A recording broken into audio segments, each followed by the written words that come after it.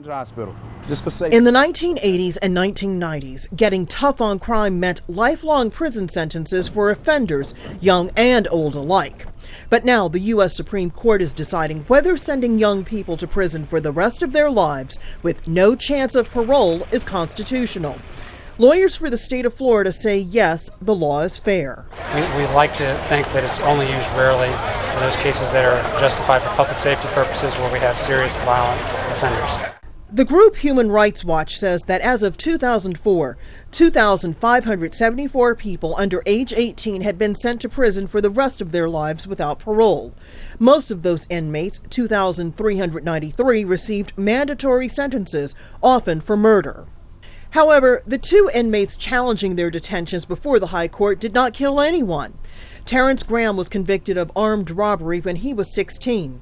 Joe Harris Sullivan was convicted of rape when he was 13. One of the questions underlying the arguments before the U.S. Supreme Court on Monday, does the criminal justice system have the responsibility to punish or rehabilitate?